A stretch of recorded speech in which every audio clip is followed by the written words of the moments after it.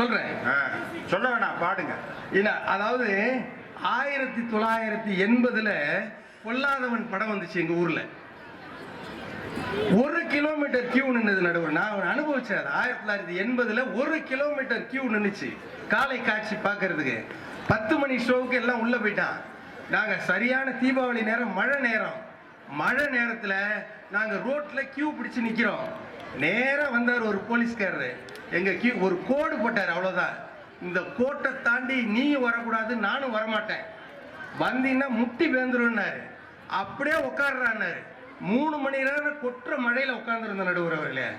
உட்கார்ந்துருந்து மேக்னி show திறந்து விட்டோன்னே ஓடி போய் எல்லாரும் படம் பார்த்தோம். ஒரு காலத்துல அப்படி பார்த்தோம். ஆனா இன்னைக்கு எப்படி இருக்கு? நவீன அறிவியல் நம்ம பொழுதுபோக்கு எப்படி ஈஸியா கொடுத்துருக்குன்னா, புக் மை ஷோன்னு இருக்கு.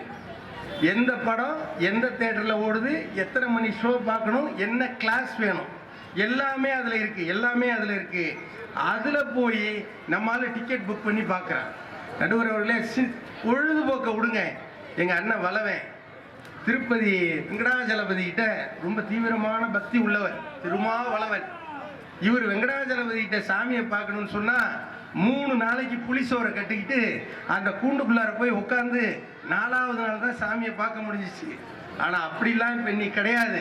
திருமலா திருப்பதி தேவஸ்தானம் www.com போடுங்க. என்னைக்கு பெருமாள் ஃப்ரீயா இருக்காருங்கிறது உங்களுக்கு காட்டும். இந்த மணிக்கு வரியா அப்படின்னு சொல்லி காட்டும். அப்படிப்பட்ட அறிவியலை தயவு செய்து சாபம் என்று சொல்லாதீர்கள். வரமாகத்தான் இருக்கிறது என்று சொல்லி நான் இன்னொன்று நிறைவாக சொல்லி முடிக்கிறேன். நம்ம அறிவியல் வளரலன்னு சொல்லவே முடியாதுங்க.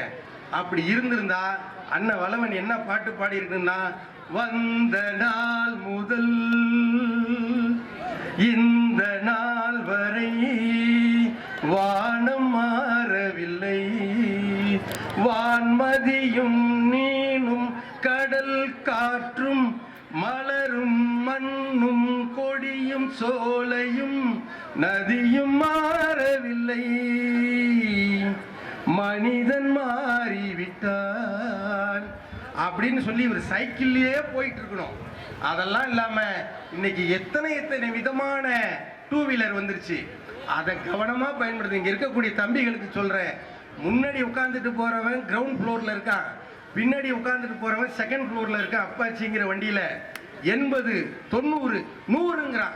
கடைசியில 108ல திரும்பி வர்றான். அப்படிலாம் இல்லாம இந்த அறிவியல் உடையாக இருக்கிறது. தயவு செய்து சாபம் என்று சொல்லாதீர்கள். அறிவியலை நன்றாக பயன்படுத்தி வாழ்க்கையில மேலும் மேலும் முன்னேறுங்கள். வாய்ப்புக்கு நன்றி.